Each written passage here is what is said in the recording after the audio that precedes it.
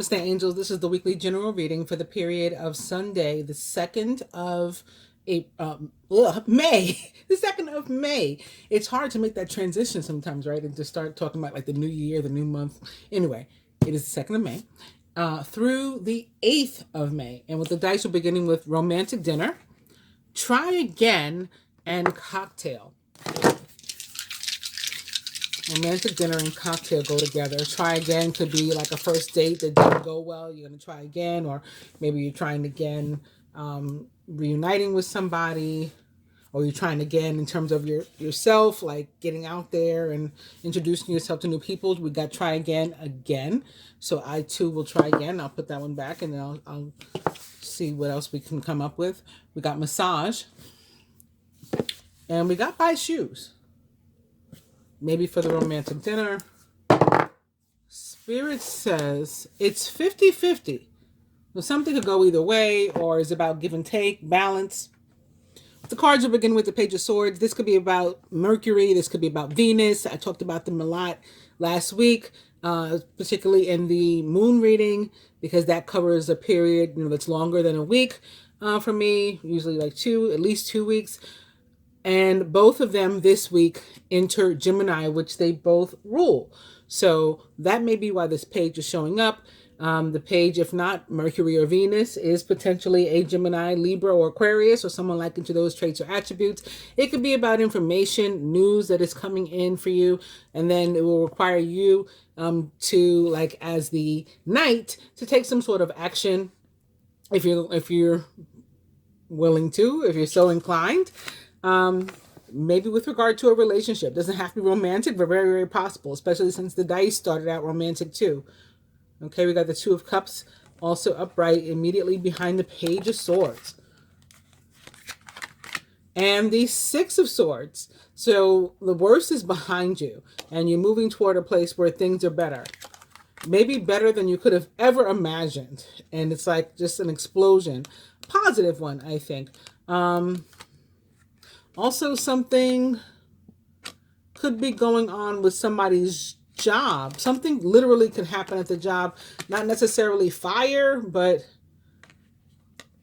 maybe like your place of employment closes for some kind of reason.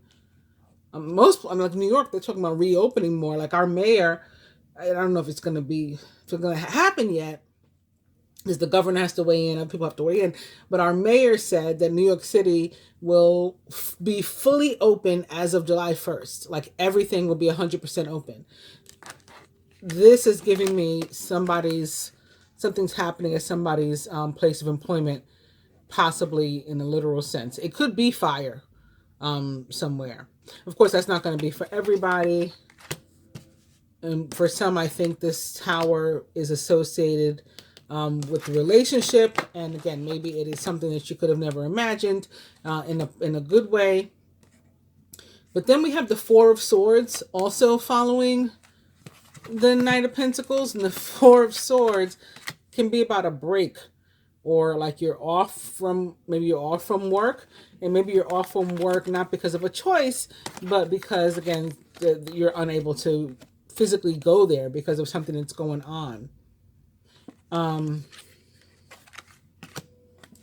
It's also about rest, recovery. Could be actual vacation that somebody is taking. The next card is positive, albeit in reverse. I'm also thinking maybe a new job offer. And that, although there's nothing emotional or watery about these cards, I'm getting possibly like some sort of emotional upheaval, but maybe because again of a new job offer, maybe something so unexpected, so wonderful. That may be what this Two of Cups is. It could be about a job, a partnership. And then again with the Ace of Cups, that could be something that is, nearby. It's coming.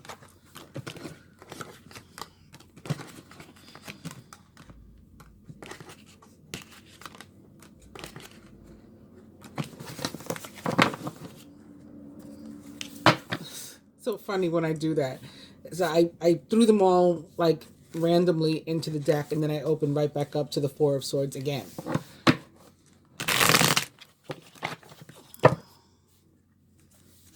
Knight of Wands, taking some sort of action, pursuing something about which one is passionate, possibly involving an Aries, Leo, Sagittarius, or someone likened to those traits or attributes, or travel or work. There's the Ace of Cups again, too. Something emotionally fulfilling, emotional upheaval, but in a positive sense. Something happening, maybe totally unexpected. Maybe you are going to be a leader, a boss. Something is going on, again, with your employment, with your family, with the Emperor showing up. Conflict over. Five of Swords in reverse.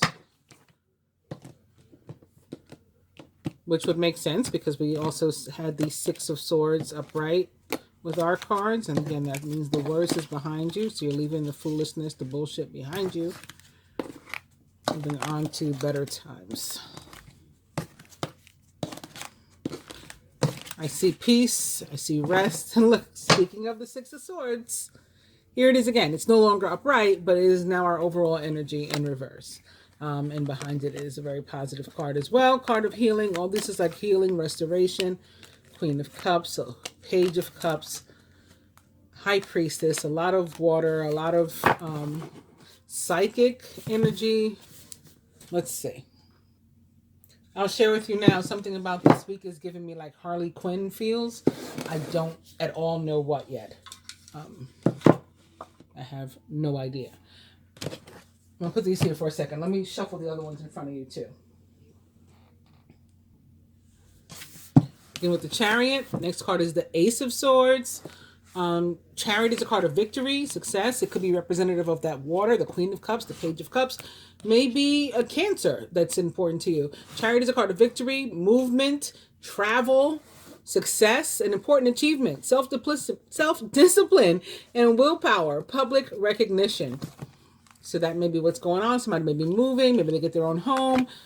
And as I say that, I open to the Four of Wands, which is it could be definitely a card of home, hearth, as they say, household, family, love, commitment, contracts, new home, new place, new decorations, renovating, moving, happiness, joy, contentment, wherever you are.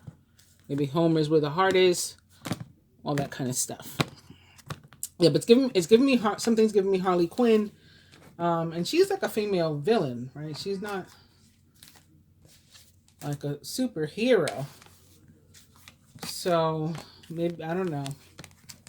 Maybe some dark feminine energy, as they say, but it doesn't feel like that. It doesn't feel like something bad. It feels like something sort of feisty and flirty, and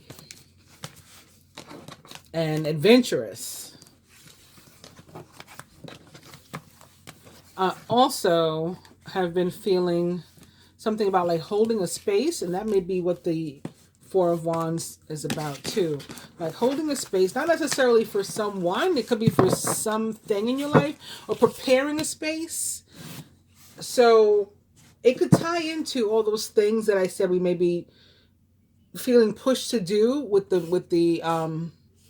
moon, the full moon in Scorpio. How I said it would, push us to do things like maybe go on a diet or start to exercise, or something having to do with money and maybe shared money. So it could be something, again, having a home or some sort of partnership. What else did I talk about being tied to Scorpio? Letting go of different things, and that's a full moon thing anyway, but Pluto makes it even more so, of course, death and rebirth. So like releasing stuff, and just feeling guided to do all that.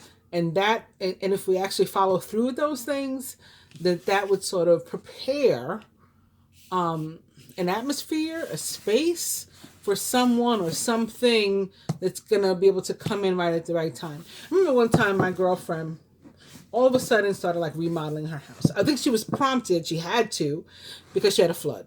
Right, so that like started it. And then she started doing other stuff. And like when everything was ready, other stuff in her life started falling into place. Like The ex-husband finally like moved out and got the last of his stuff out of her house. You know, then the masculines who hadn't spoken to in months suddenly returned, but now there's like room for him, right? So something like that is the kind of thing that I'm feeling. That maybe somebody's on their way back to you, or maybe somebody's on their way, somebody brand new is on their way to you, or something brand new is on its way to you, or something is on its way back to you. But it might not be here tomorrow, it might not be here at the end of the week. This could be next month, the month after that. But like we're preparing now, even if we don't realize we are. Maybe if we're so inclined, if we make the choice, because here's an opportunity. That doesn't mean we have to take it. We have free will. The Page of Wands, outgoing, creative, confident, and mischievous. News of an exciting new endeavor. Use your originality and ingenuity. The Page of Wands is potentially an Aries, Leo, or Sagittarius, or someone likened to those traits or attributes. Or could be Mars, could be Jupiter. You know, could be combinations of those. The next card is in reverse, but it is the Fool. And the next card after that is also in reverse, but it is the Star. So I just will point those out. Overall energy here again, Page of Wands. One more deck.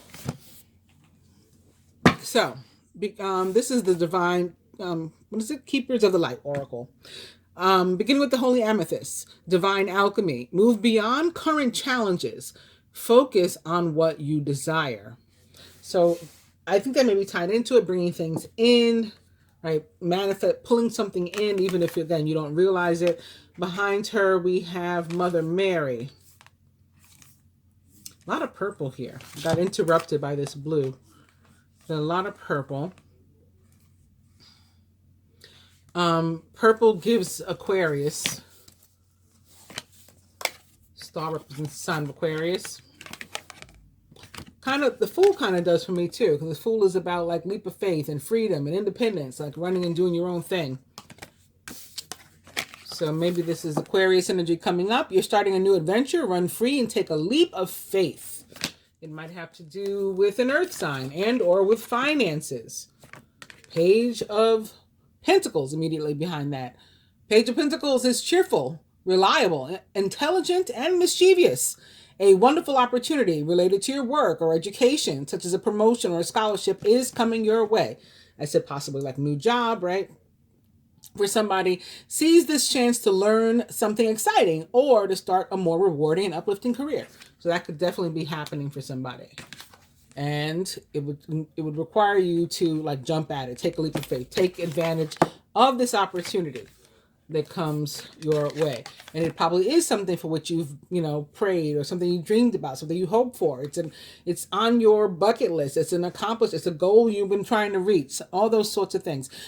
You're about to take a big leap forward with your life. Worry will be replaced with optimism, fear with hope, and joy is coming home to roost. So we just talked about joy and home with the Four of Wands.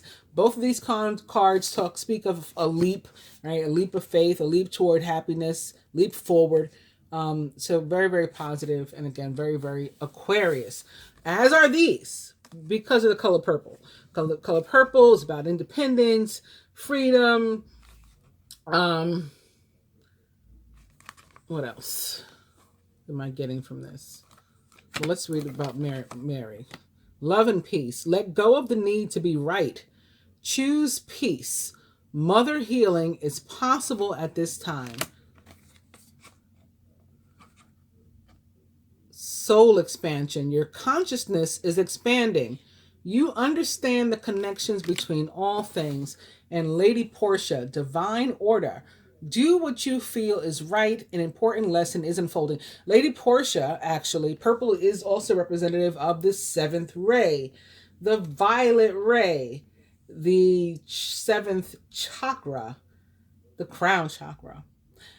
Lady Portia and her divine masculine Saint Germain actually rule, govern, manage, or said to the seventh ray or the violet ray. So that's interesting too. More purple here too with Paul the Venetian.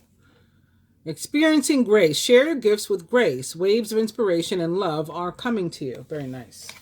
And lastly, Lord Shiva, the destroyer. This is the tower, right? For me, like that tower energy. He knocks stuff down so that it can be rebuilt better. It's not for the sake of ruining something. It's to transcend. Rise up, honor your inner force. Steps are being given. Dance with the universe. Interesting. All right. Trying to put them back in the order they were. I don't know why, because I should have thrown them in. I should have mixed them up because we went over all these.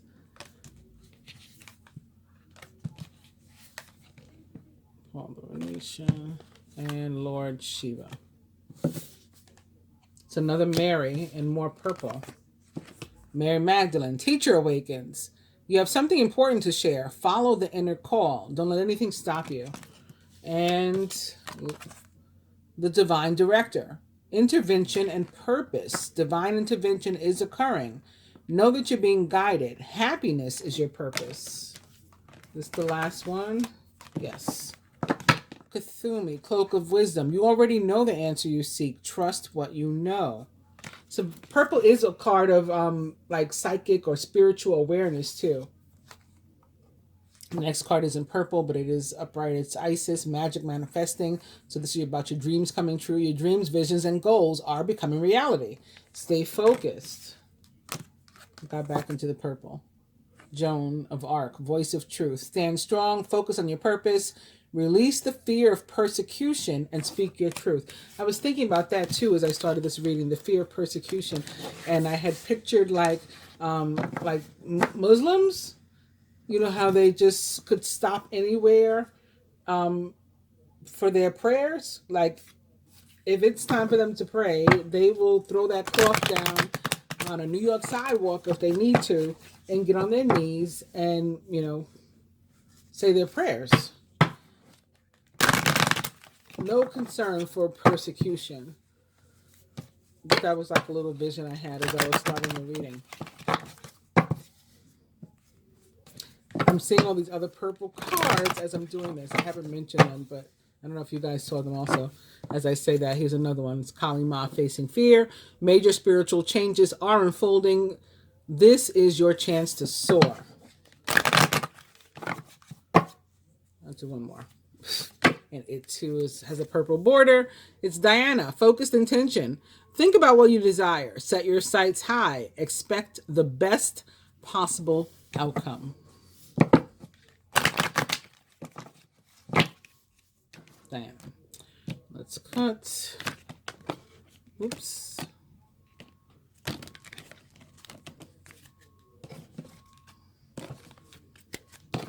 I also had some...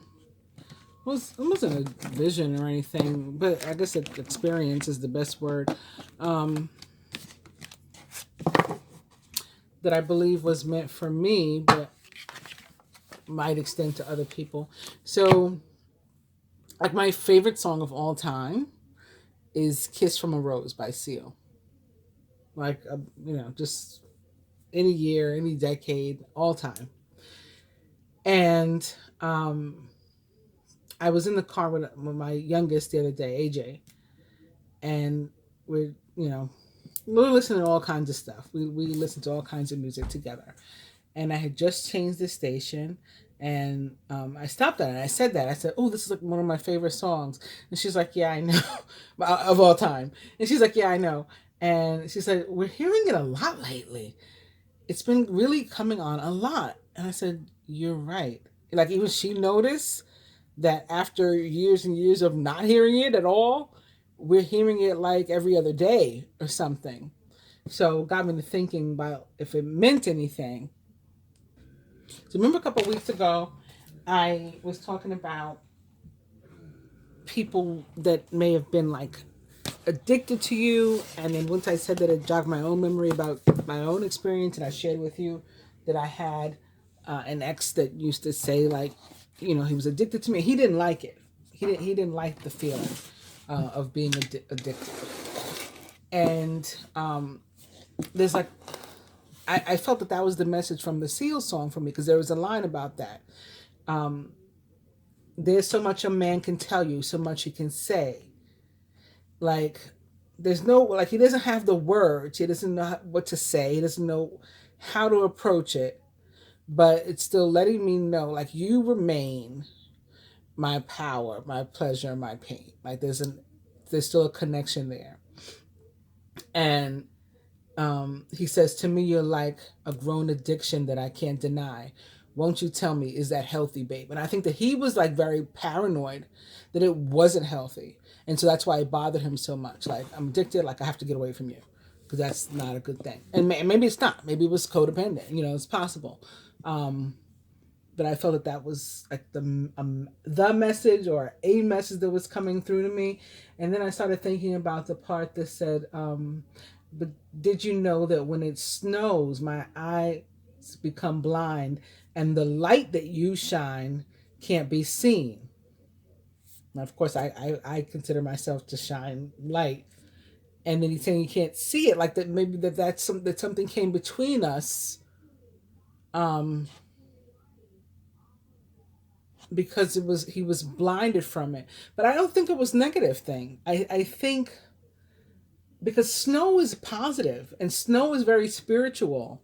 They even talk about snow in the Bible. And so honestly, I was thinking that he's saying like when he is going through this period of like ascension, because that's one of the things that snow like represents basically, is when he has to shut down from me. Not that I'm looking for this guy or that whatever. To me, it's very random that he came to mind and everything. So I guess I have to spend more time as to what that was about. But um, maybe that's how it could apply to other people. Like it's an explanation. Like when the divine masculine is going through his stuff, um, and having these major spiritual growths, because there's a real disparity between like that higher elevation and the regular mundane life, the 3D. And so when he's going with that, it's like I can't even see you or hear you right now. And so when we're not in separation, when we're in continued relationships, we're speaking to each other, but we can end up in arguments and fights because it's like that's not the time to be like pressing or pressuring the masculine. Like he really is wants to go into himself at that time, was what I was getting from it, or needs to.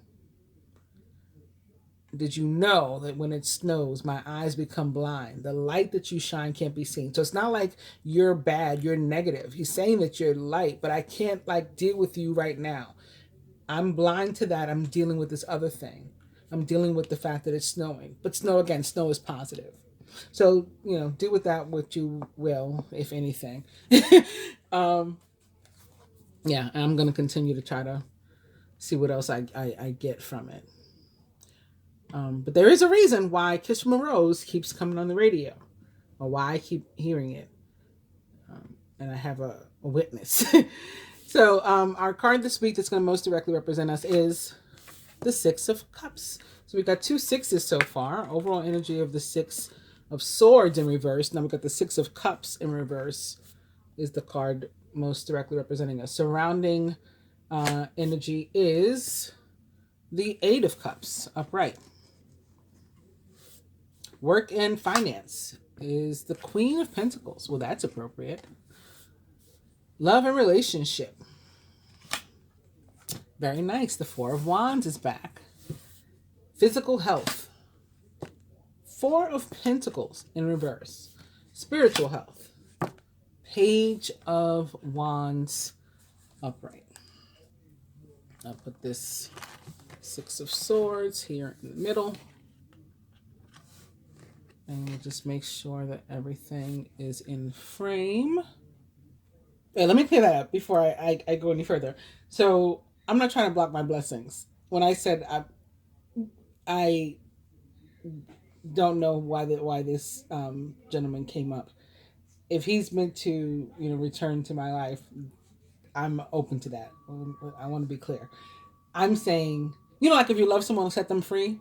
So I have set him free, and I'm fine with him not returning as well. So that's what I meant by that. But if he's coming, awesome. Maybe I'm preparing a place and I don't even know it, like I was telling you guys.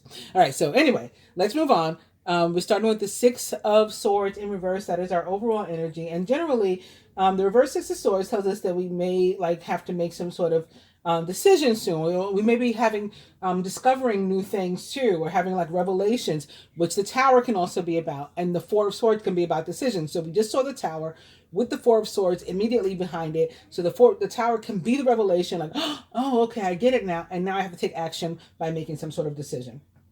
And it could involve actual travel, because again, wands, all the wands we saw, wands involve travel, or can, and or work travel, work related travel. And as does the Six of Swords, possibly. Like the Four of Swords can be the deciding and the planning stage, and then the Six of Swords are actually going. And the Chariot, too, can be about travel. So, these cards can mean different things for different people. That is one of them. Also, so we may have some sort of important information or something coming to us. That may be what the Page of Swords, with which we started, was about. And there could be some important information that we want to share with others, and we could be representing the Page of Swords. Also, the way that we communicate is important with this card, and it's about like thinking before you speak. Maybe like I just said something and I didn't say the right thing. I didn't say it the right way. I potentially was like blocking myself from something the universe is trying to send me. Um, and I don't want to do that. So I corrected myself because I'm open to what the universe wants to send me, and open to releasing what the universe shows me it wants me to release and let go of. Both are fine with me. And so when dealing with other people too, not just with dealing with yourself or what you speak over yourself, but that's super important. But with dealing with other people also, not being phony, but just being saying what you mean and meaning what you say. Basically, um, is the key and is the ticket. This week also we may be called to speak about things that we feel strongly about, and we should sort of be ready to do that. So if you have some sort of cause that you represent or that's important to you, you could, you may be in a position where you're having to take some sort of stand or to speak out. But again, you're going to want to make sure that you're getting your point across and you're not just, like talking out of your ass. That's going to be important. With love and relationships, it's not a time to hold things in, but again, think before you speak. And you could find that you're going to be confronting some like necessary issues in order to, for the relationship to move forward, whatever that means. Like sometimes moving forward doesn't mean moving forward together. It can be moving forward apart. Whatever is meant to be your outcome or you're looking for, you still got to say what you mean. And in terms of finances, you could be feeling sort of like you're at a loss when it comes to your finances, or that you don't have enough money to meet your needs, and you don't know where to begin to get the needs met. So here's where what you speak over yourself comes into play, right? Again, you got to be very careful about what you speak over yourself, and don't be too proud to like reach out and ask around if you need ways to make money. There could be opportunity around you if you are not walking around tight-lipped. It's not, and this is not a time to make risky investments. Again, you got to watch where you put your trust, and what you say and what you do. Like, be mindful of the steps you're taking. In terms of spirituality, this could be where Kiss from a Rose comes into play, maybe for other people, because it can be about feeling overwhelmed spiritually. So like I was saying, like, I can't deal with you right now. I can't deal with other stuff right now. My eyes become blind to that. The light that you're shining, it can't be seen right now. I'm focused on this other stuff because I'm trying to figure some things out for me, right? I'm trying to deal with some stuff in my life. Um, Things might not be making sense to you. It could be because we're growing. And, if you have an opportunity to take some sort of action yourself, the answer is, probably to relax, Four of Swords, clear your mind, Four of Swords, rather than, trying to figure everything out in one time. You will realize the direction that you need to go in soon enough. like give yourself space and rest and all that. Six of Cups tells us not to get stuck in how things used to be. Sometimes the card is connected also with children or with childhood, and so we could be remembering the good old days. The reversal definitely suggests that we're beginning to pay more attention to the future rather than the past, which is what the universe would have us do. Does not want us stuck in the past, wants us living in the present. Carpe diem, that's also something I said within the past couple of weeks. Definitely, this energy has been coming upon us. It reminds us to stay focused on the present and to not get lost like in the good old days. Make sure that we're living for today. And in terms of our relationships and stuff, it can be like moving forward from the past. That can mean different things. Like you could be involved in with a friend or a romantic situation, a family, whatever, and we could agree, you know what, let's forget about whatever that was in the past, and that is moving on. Or it's deciding that it's okay that things have changed and that the dynamic is new and different now. We're going to move from here, and not getting stuck on, well, we used to do this, we used to do that, we used to be like this. Like, okay, like let that go. And with the Eight of Cups sitting right next to it, Eight of Cups definitely about moving, on from something, moving towards something that's better for you. So I think that's the message there. In judging by our love card this week, love and relationship card, the Four of Wands, I mean, I think that's super, super positive. So things are moving in a positive direction. I don't think that anything that we're facing is good. I think if we're facing things in our relationships and dealing with the past and deciding to set it aside and move on, that those are all positive things. So the Six of Cups, similar to the Six of Swords, with regard to love and relationships, says that you're likely to begin dealing soon with some issues that you've been avoiding before. Like maybe you've been sweeping some things in the rug with regard to love.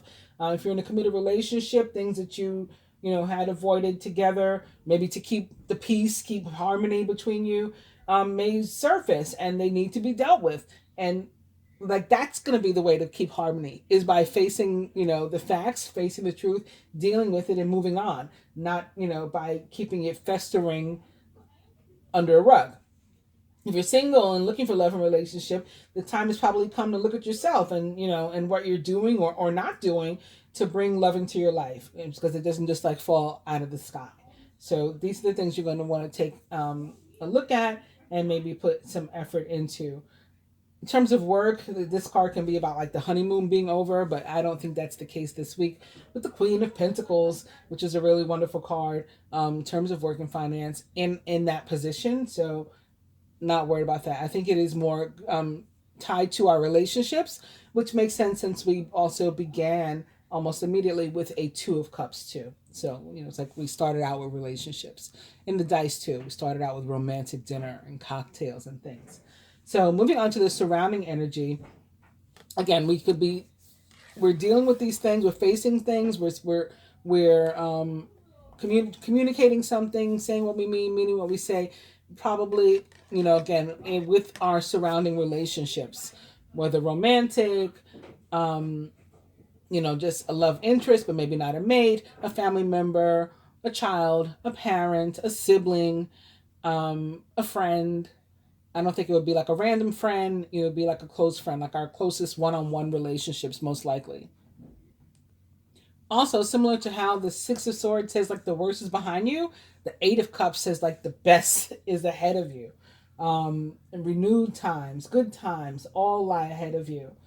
If your gut, or your intuition, your instincts are telling you that you really need to get out of a relationship or a job, a living condition or arrangement or whatever the situation, you need to let go of something, you're supposed to trust this, trust yourself. And instead of this like coming out of the blue, or someone or something leaving you, it usually means that you're the one who is making a choice to leave someone or something alone. And very often, like one door has to close behind you before the next door in front of you can open. So again, this can all be part of preparing a place, preparing a space for the new thing or new person that is coming in. In love and relationship, this can be about specifically a long-term relationship that we're deciding it's time it came to an end. So if you're sure about this, there's not going to be a right time, a wrong time. It's like the time is now. Like just get rid of it. Um, don't rather than trying to sit around waiting for the right time. If you are not sure, then take your time to think about it. Um, it is the Eight of Cups, and last week when I was doing the moon reading, I talked about how Scorpio ruled the eighth house of like shared resources and things, and I said that we could be those some of those things could be maybe coming to an end, um, and maybe they're coming to an end because we're deciding to get out of a long term relationship. It doesn't have to be a romantic relationship. It could be a long term business relationship, a long term friendship, a roommate situation. It's time for this to end. So no more shared resources between the two of us. Um, and then we got to think about what does the word resources mean? It doesn't only mean money. It could be, energy and things. So that's what that is. I'm going to move on to the Queen of Pentacles and work and finance. And this is usually about when she's upright like this. It's something. It's an energy that is helpful to you, if possible.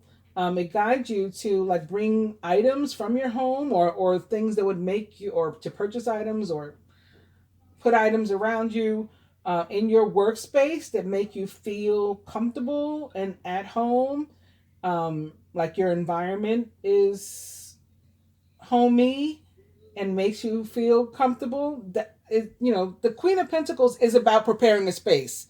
I keep repeating this phrase um, that sort of came up at the beginning, but that if anybody does that, she does. She wants um, to nurture herself and in a way that is wherever she is and whatever environment is and whatever home means to her, she wants to feel her most comfortable. So if that means like changing the curtains, changing the sheets, doing a little spring cleaning, or it means fully remodeling or moving or whatever, um, or setting up, pitching a tent somewhere and decorating it how she sees fit. All those things would be like making a space comfortable and homely for her. And it could be like cleaning out your closets, getting rid of stuff, um, you know, that those things the ex left in your house, boxing them up and then returning them or giving them to Goodwill or whatever. She can also represent an actual person and very possibly an actual female and very possibly an actual female earth sign, a Taurus, Virgo, or Capricorn, or someone like into those traits or attributes.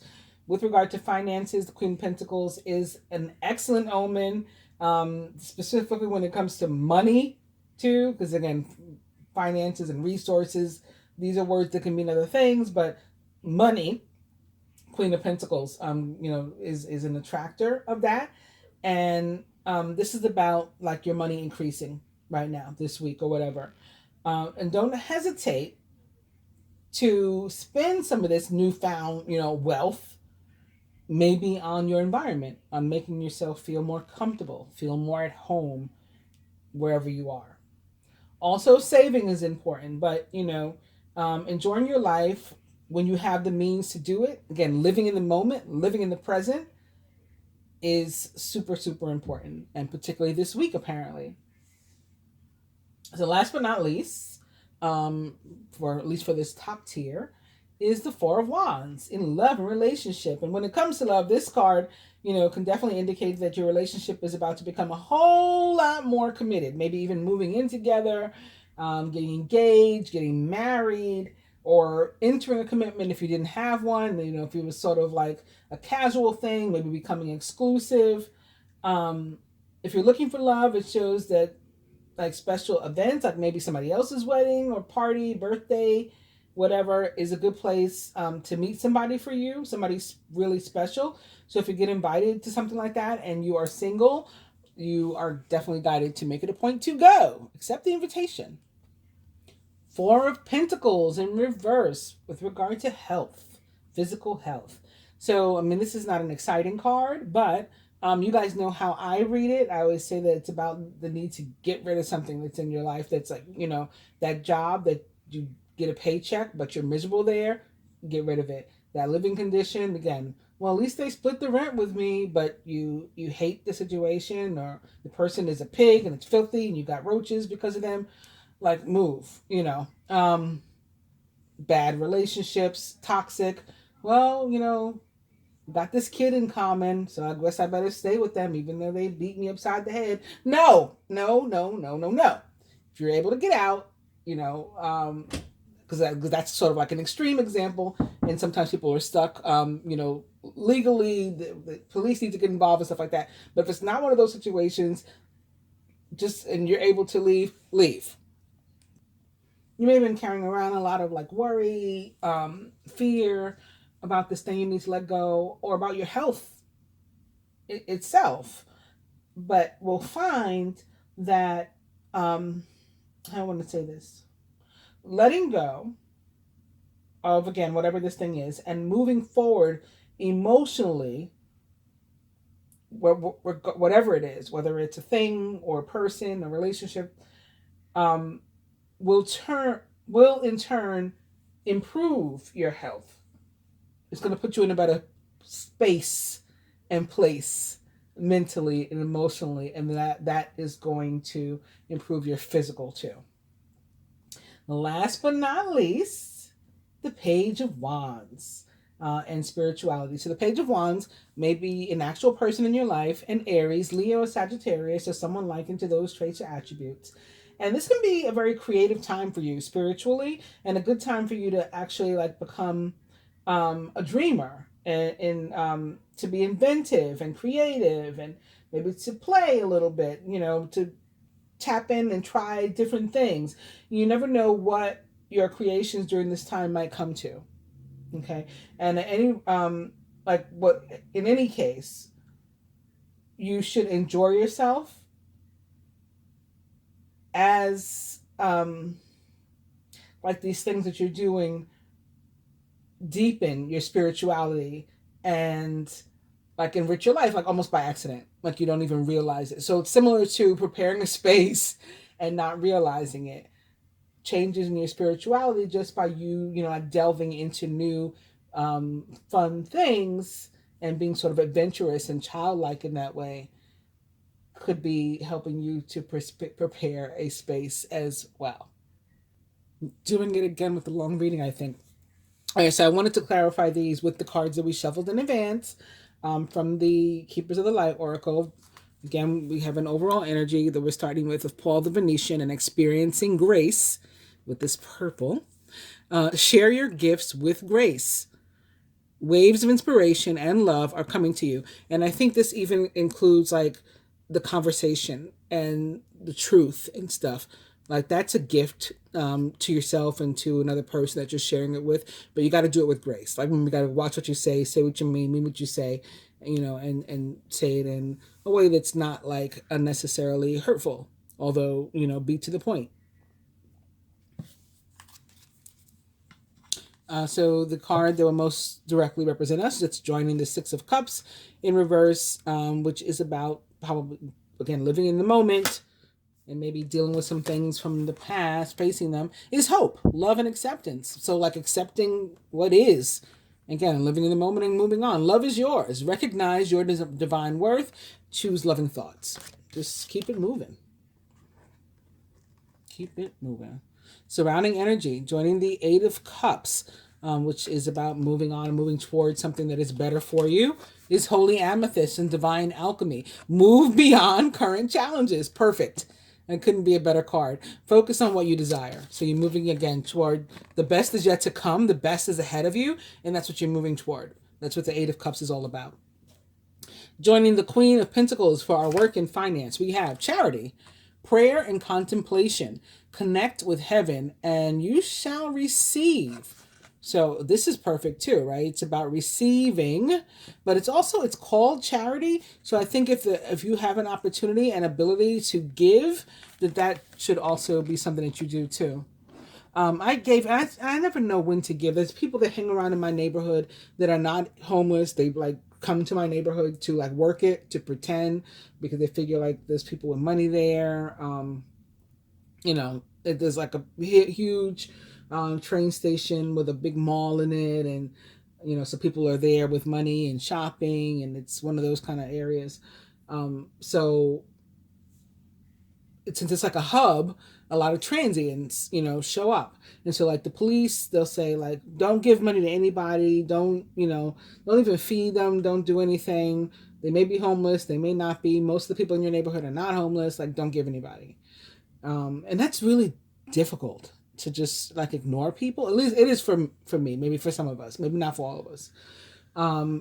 But I usually try to do it, like try not to give, and instead I do things like I pack up stuff and drive to Goodwill and donate my things there rather than give it to individuals on the street. So anyway, today I was leaving the post office, and I stopped in Subway, which I could probably go to Subway once every year. So it's not like my place, but I was in the mood for like a wrap, which is what I got, a spinach wrap with like a lot of vegetables in it, and turkey. Anyway, so I'm coming out with this wrap, and I got this bag. You can tell I just came from Subway. I got the little bag in my hand, and this young black girl that appeared maybe homeless says like, "Miss, can you help me to get some food?" And I thought for a second, like, give her your sandwich. And then I was like, oh, let me just give her some. So I gave her $10. I figured that could buy her a lunch. And she was like, I could see like her eyes light up. So I believe she really did want to get food. But, I'll never know. In any case, I had an opportunity to be charitable and to give. And that's probably why I keep receiving. Did I tell you guys about the Dyson? I opened my Dyson tonight because there was like something on my daughter's bed. So we're like, oh, what is that? Like, we need to vacuum it. It was like little specks of some, I'm not sure what it was, dust or whatever. Anyway, we vacuumed it. So we opened the box with the Dyson in it. I had some like gross stuff come in through, it was like clouds of dust come from construction work, come in through one of my air conditioners. And, I'm a 9/11 survivor. A lot of my friends down here where I live, neighbors, we're 9/11 survivors. So one of my friends was like, oh my God, like she was so upset by it and so concerned by what may have come in my house. And she said, like, do you have a HEPA vacuum? And I'm like, not anymore. Like, I haven't, after 9/11, we all ran out and bought them and like make sure we use that. But I'm like, I don't have that anymore. And she bought me a vacuum. She was like, I'm sending you an early birthday present. She bought me a Dyson. And I say all that to say, like, I keep receiving, and I know it's because I'm always giving, and that's not why I give. And so that's part of it too. I keep receiving because I'm always giving, and I don't give because I receive. I give because I give. So if you have that opportunity, I recommend you do the same. It's what all that was about. Love and relationship. We have Kuan Yin, care and compassion. Choose to be love, and do what's right for everyone involved. Offer a helping hand. Physical health, joining the Four of Pentacles in reverse. We have Mother Mary. Love and peace. Let go of the need to be right, and let go, period. This is about letting go. This is like you finally accepting that you need to let go when it's in reverse like this. Choose peace. Yes, choose peace. So rather than being miserable at a job you don't like, or in a toxic relationship, a bad friendship or whatever, choose peace. Mother healing is possible at this time too. So if the relationship is with your mother, or with your children, even if this person is passed, I feel there's an opportunity to heal a relationship, or for that soul, if it's not resting well, like if you feel like a feminine energy in your life, if they passed on, if it's not like at rest, there's an opportunity for that to heal too. You can pray for this person. That's something you can do in the physical, right? This is physical health, and it will help you, it will help them. Spiritual health. And we have Lady Portia, divine order. Do what you feel is right. An important lesson is unfolding. Awesome. Look how much of the purple showed up here too. So I don't know. I might call this reading the color purple, and maybe we should look more into what the purple is about. Because not all the cards are purple. So our overall energy was, but like the next card here was blue, the Holy Spirit. Expect miracles. Remember that only love is real. Miracles will occur naturally. Spirit has your back. I want to do something else, even though I know this reading is long. I'm going to. So, there will be people who like long and want to stick around. There will be people who don't and want to go. And that's okay. All right? That's okay. I have a desire to see in the general sense what's going on this week in the masculine's life. And then I got to go over what's going on this week. So that's going to take some time too. Crowning masculine this week is the Knight of Swords. Decisive, focused, driven, and impulsive. Get ready for progress to speed up. This situation requires you to choose logic and intellect over emotion and to make decisions quickly. So he could be making a decision. He could be hearing some news, hearing a decision. If that's the case, it will be something like what he wants to hear. It will be something in his favor, going his way. In terms of love and relationship, this is one of those sweep you off your feet cards.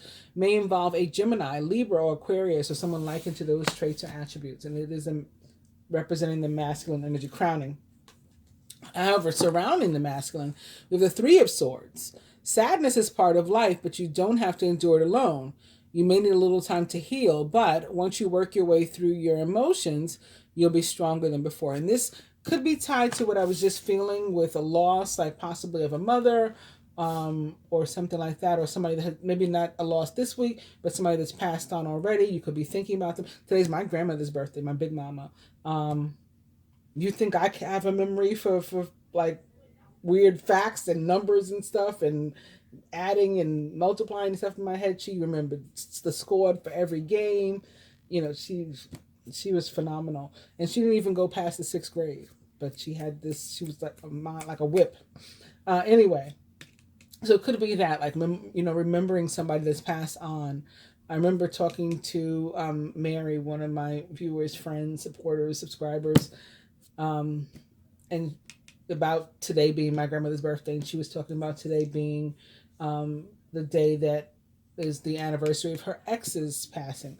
I don't know if he was an if he was an air sign. She's a Gemini like myself. So that can be what this is about here. Remembering a masculine energy in her life. But it can mean different things for different people. Masculine subconscious, though, again, the worst is behind us. And so we're moving into better times. The challenging times are coming to an end, and you can now breathe a sigh of relief. Let go of the past and embrace the happier times ahead. So at the beginning of this reading, I mixed up these cards in front of you guys. Isn't it interesting and also pretty cool? We have another, this is like our third 6 of Swords. Crowning the feminine energy this week, it's another 6 of Cups. We just started out with one of those, and now we have another one. 6 of Cups, memories from your history or childhood, issues regarding children, or romanticizing the past. So, possibly for the masculine, that 6 of Cups that I said is going to be most directly representing us this week could have to do with a feminine energy in his life, and the need to face the situation and address it, not sweep it under the rug. Surrounding that feminine energy is the Ace of Pentacles, so it's positive. The inflow of abundance, a promising business venture, and important documents or contracts. And subconscious. 9 of Wands. Don't give up. Protect that which you've created. Have courage and believe in yourself. Crowning the 9 of Swords. So here's the fear and worry and stuff that I was talking about. Expecting the worst. Self-fulfilling prophecy. Sleepless nights. This is the opposite of thinking positive, of what it's about. And that can cause you to bring negativity upon yourself. So that, again, it's very important that even speaking over yourself, that we use positive affirmations for that. At the root or foundation, it's another 8 of Cups. You feel that there's more to life than what you're living, so it's time to move on. You're going to be moving from a situation that isn't good for you, or perhaps you're being drawn to what would make you happy. Either way, you are in control. And at the heart of the matter this week, it's another Two of Cups. I love how we came full circle. A relationship that continues to grow closer, forgiveness, and the positive resolution of a conflict. And for a little further advice, we got one from each deck here. For the masculine, got the Moon. Major Arcana card 18. This could be tied to what we just experienced, the full moon in Scorpio. It's important to trust your intuition, even if you're unsure of what's happening. All will be revealed soon. So that worry that's crowning us, it's unnecessary. The moon represents the sign of Pisces most directly, but, is more importantly about, again, paying attention to our intuition, our instincts, our inclinations, our gut feelings and things, even if we don't know exactly why we're being told to do, X, Y, or Z. But the feminine, the Nine of Pentacles. Your success has brought you financial security and the reward of much deserved time off to enjoy your own company. You may suddenly have a brilliant idea for a business or a self-employment opportunity that will be very successful. I also feel that this is about the masculine too, like looking at the feminine, seeing her as somebody that is, that he's proud of, that is like, successful, or that he sees as her worth. I think he also is under the belief right now that she is, single and available. And so maybe he's trying to muster up the strength, let go of the worry and the fear to pursue this Two of Cups, and try to move on. This is an abundant situation. Ace of Pentacles, Nine of Pentacles. This other card is Major Arcana card 14, Balance or Temperance, which most directly represents the sign of Sagittarius. And for me, also Aquarius, with this water bearer standing on the front. The Temperance is a very healing card, a very spiritual card. It is a card of like making up, right? Negotiations and compromises and things. The need for balance and moderation, cooperation and compromise. Wait for perfect timing. So this could be definitely fixing something. Situation, working something out, maybe despite our differences, figuring out a way to come together. And last but not least, for the feminine, the Three of Pentacles, the power of creativity, recognition for very high quality work. Be a team player. So this can be about exactly that, being a team player, doing things as a group with other people, collaboration. Temperance can be about collaboration too. It can be about work. It can be about maybe meeting somebody at work, even if it's a romantic interest. Having that thrive. It may take some time before it turns into, a love relationship. But the person thinks highly of you. You think highly of them. It's like this is about like mutual connection that maybe takes some time to nurture. Threes can be about requiring patience, but something really, really good happening, so the patience is worth it. So take your time.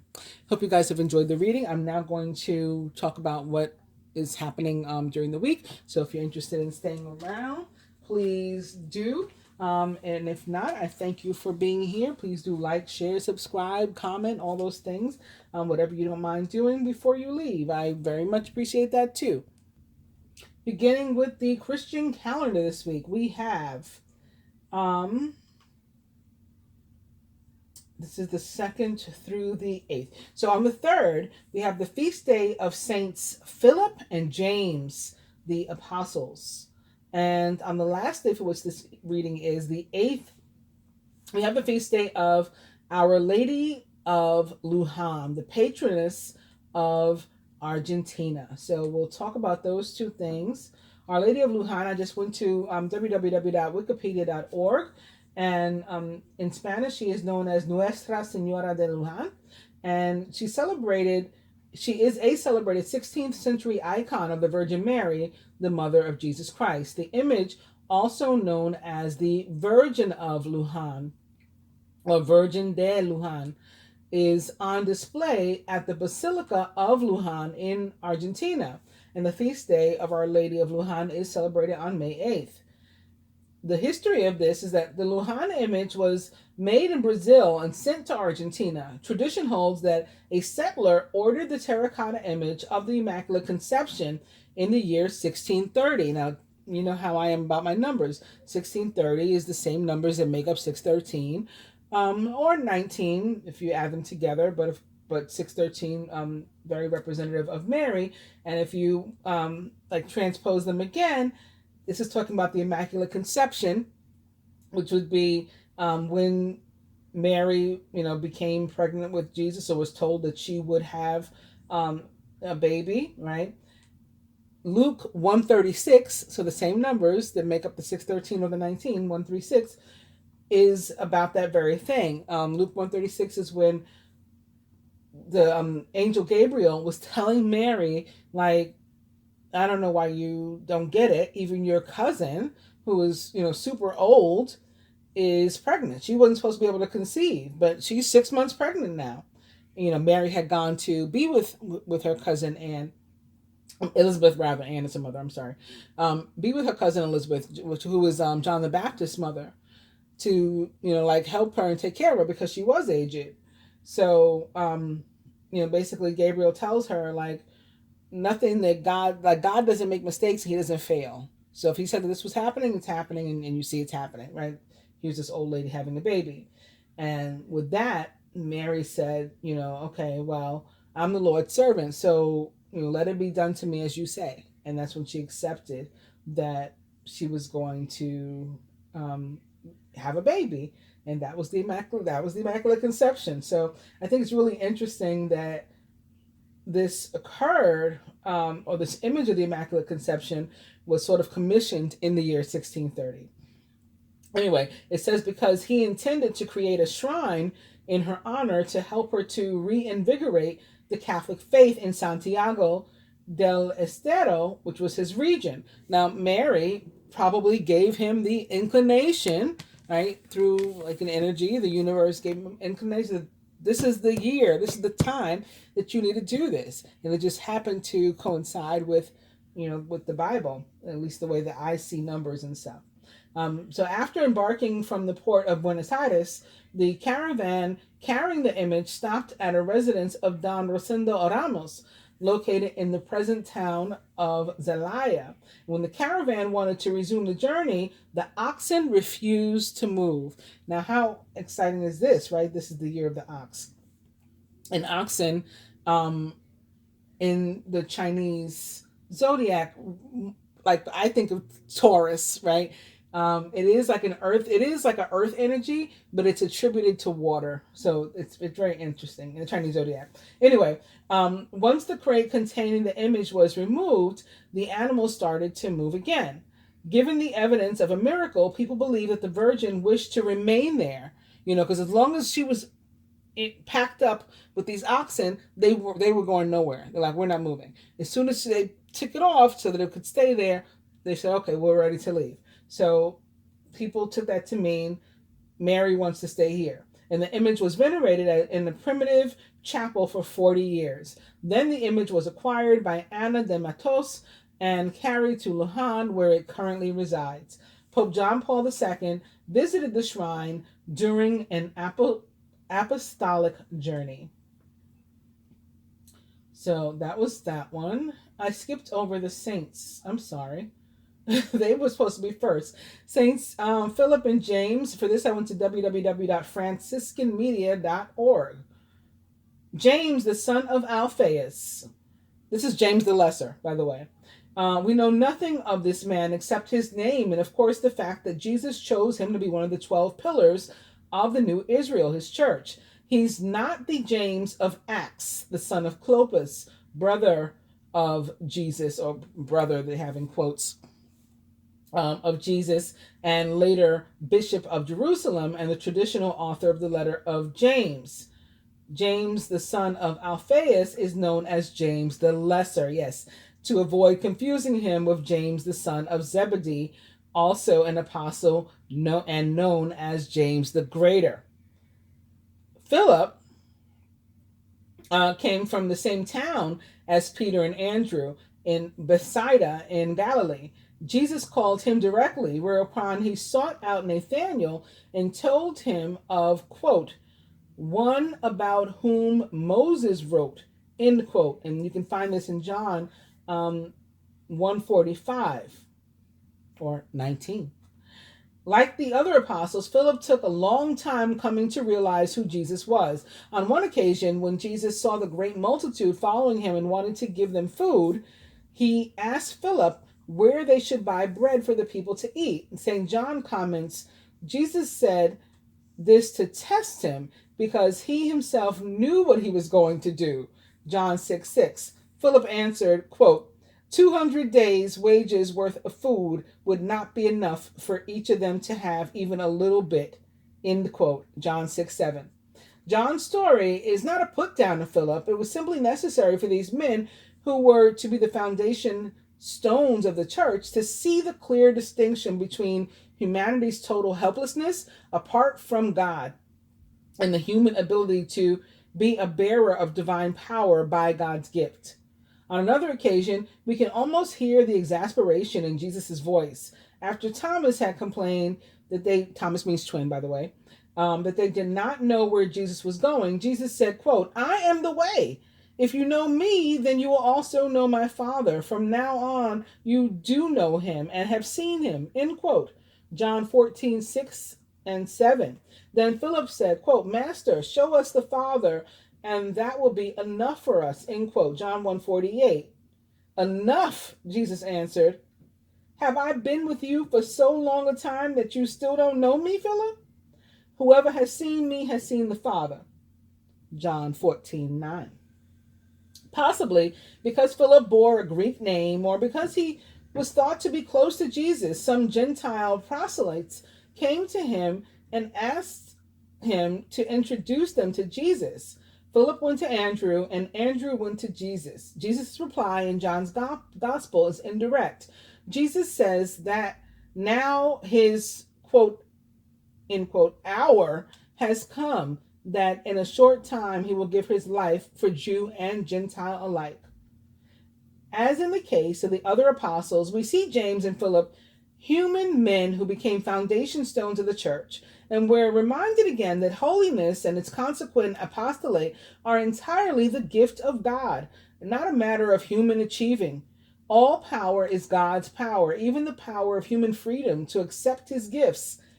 Quote, you will be clothed with power from on high, end quote. Jesus told Philip and the others this.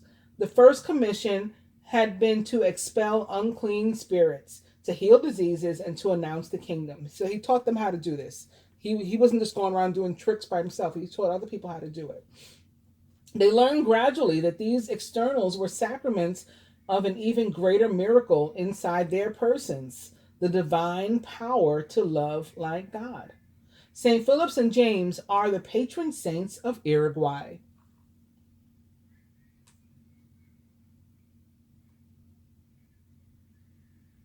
Now, for some people also consider, I'm just going to mention this, that day, the 3rd of May, to be the feast of the exaltation of the Holy Cross.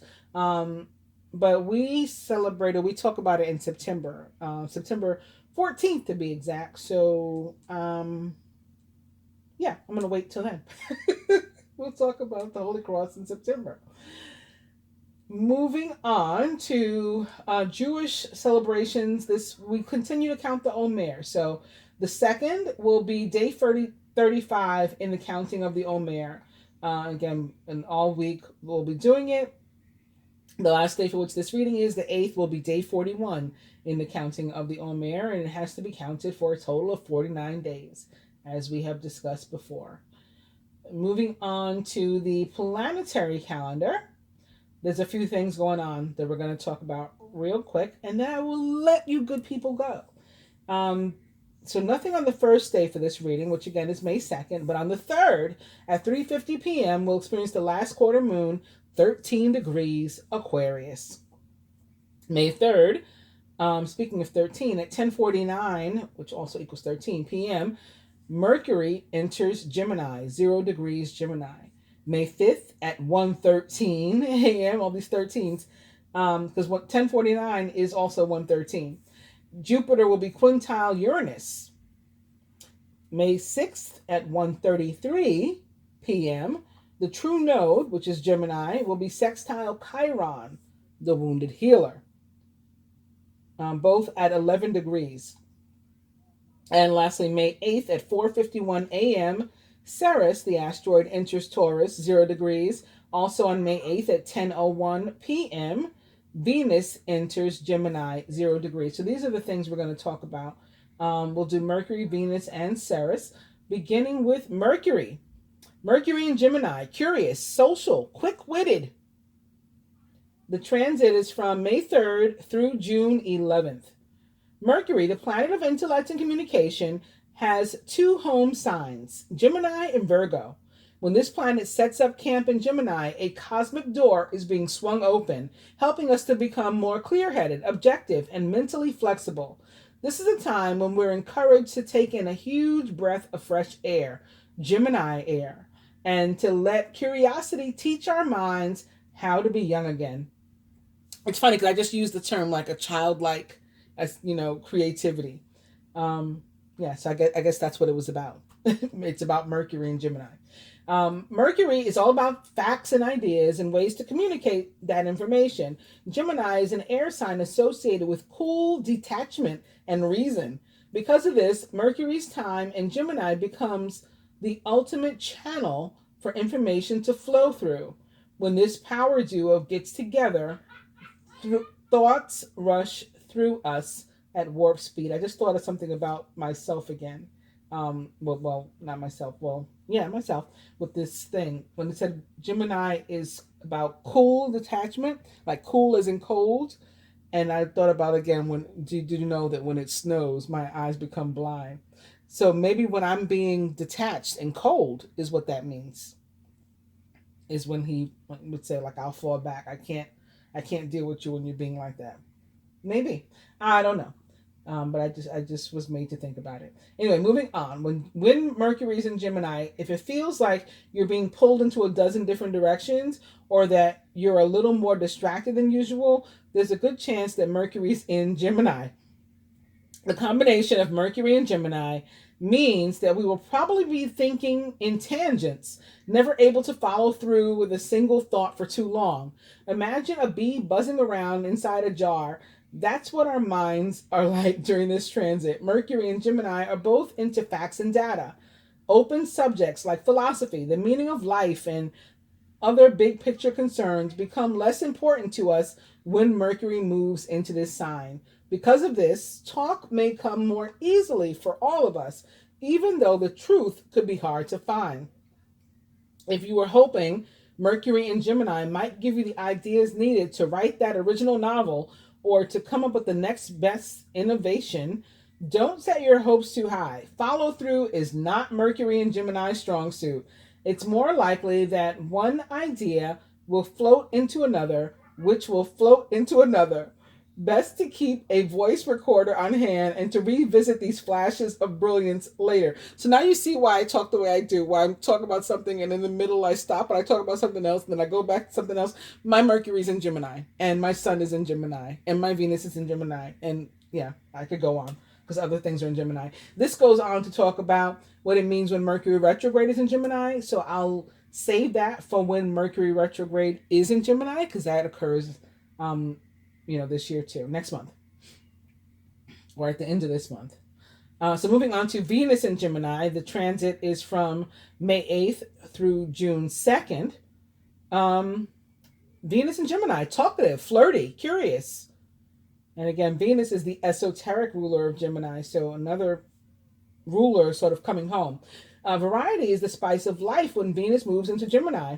Venus is the planet that guides our desires, our love lives, and our financial tendencies. So when she enters the diverse sign of the twins, we're presented with a world of options and possibilities. Venus is a planet of the heart, but Gemini thrives in the mind. Instead of clashing, though, these two energies combine to put a communicative and intellectual spin on our interactions and relationships. It's not about rolling around in our feelings with Venus and Gemini. The fastest way to a person's heart is through their mind. When sweet Venus enters fun and flighty Gemini, it's like someone turned on the lights. We suddenly have a greater openness and clarity in what will make us happy. It's about variety and experiencing not just one, but many paths to pleasure. Throw a handful of different flavored pop rocks into your mouth, and you'll get a taste for what Venus and Gemini is all about: effervescent, ticklish, and fun. Love takes on a more lighthearted, cerebral tone when Venus moves through Gemini. Instead of connecting over deep passions or intense physical attractions, we're drawn to lovers who thrill our minds. I always say to people like that, I don't care. Like people say, oh, physical attraction is like the most important thing. And I really, it is not for me. And I think it's not a Gemini thing. And this just said that. That doesn't mean that I don't think my men are like the finest thing to walk the earth. I always do, because of these other things that are attractive to me about them, make them that. It doesn't have to be, physical attraction that other people would find physically attractive. Anyway, communicating through long conversations and playful texts keeps us stimulated and interested in learning more. For those dating, this is an amazing time to get to know someone new and to share stories of your own life. And for those in relationships, Venus and Gemini can help longtime lovers to learn something brand new about each other and to reignite the excitement. Gemini needs variety to stay interested, so relationships that lack energy or have fallen into a rut may not survive this transit. This isn't a time to commit or to profess your undying love. It's all about enjoying all the opportunities available to us. Have fun, flirt, and be playful. When we put aside our self-made rules about what we like and don't like, we open ourselves up to new experiences and levels of happiness. In terms of money, Venus and Gemini encourages you to spend on things that will enrich your brain and energize your spirit. Things like books, games, or gadgets. If you're in the market for a big ticket item, a new phone or laptop can help you to communicate better and to connect you with the rest of the world. The key to Venus and Gemini is this. It's not about testing, it's about tasting. It's about experiencing a variety of flavors, exploring fresh ideas, and realizing that life and love are as exciting as you make them. It goes on to talk about those of us born with Venus and Gemini. If you want to read about it, I probably will later. Again, I got it from www.tarot.com. And last but not least, I wanted to talk about the asteroid Ceres moving into Taurus and what it means. And for this, I've gone to astrology.com. Ceres in Taurus meaning. On May 8th, the asteroid Ceres leaves trailblazing Aries to enter sensual and stoic Taurus. Over the next 3 months, our primary mode of care lies in holding space. I've been saying this all night. I've been talking about holding a space all night. I had no idea this was there. Okay. Holding space for others. Well, I said it might not be for others. I mean, I said it could be for others, but it might be for... Well, anyway, I've been talking about it all night. And creating atmospheres that are conducive to their growth. Ceres in Taurus is in tune with the rhythms and seasonal cycles of knowing when to provide a strong presence and when to step back and observe. Patience is our ultimate virtue as we become increasingly aware that should we offer others shelter, we give them the ultimate gift. I also talked about that, right? About being charitable with other people. So here it is. It's coming from Ceres and Taurus. And we give them the permission to act naturally. And in this way, we become more akin to a mother putting a roof over their child's head, knowing that this enables one to learn and to make mistakes in a safe environment. One pitfall to be aware of while Ceres travels through Taurus deals with rejection and abandonment wounds manifesting as feelings of scarcity. What happens when we want to cultivate a bond and we get denied? How much of our worth is truly wrapped up in the act of caring for another? And how do we achieve or lose a sense of purpose if someone says that they're capable of taking care of themselves? Yikes, right? Ceres and Taurus may be an easy expression, but it also can cause us to be baffled when someone asserts that they do not want our help or assistance. Our relationship with money is similar at this time. This is an ideal transit for making investments, as we can accrue savings through prudent planning. But there's a shadow side of Ceres and Taurus. Here's what it is. Yet, Ceres does not react to loss well, and any suggestion of devaluation or forfeiture can cause us to question whether we're capable of supporting ourselves. Lack in any form makes us believe that we're not good enough mothers or caretakers, and scarcity is punishment for our failings. Whether it's relational or financial, we must trust that what we lose will be returned to us per organic, cyclical progressions. Instead of doubting our worth when situations don't go according to plan, we should strive to trust in the process of renewal. So this is all about thinking and speaking positively over yourself. Wait, where'd the page go? Ceres will move through Taurus until August 1st before entering Gemini. But due to its retrograde cycle, it will retrograde back into Taurus on December 22nd.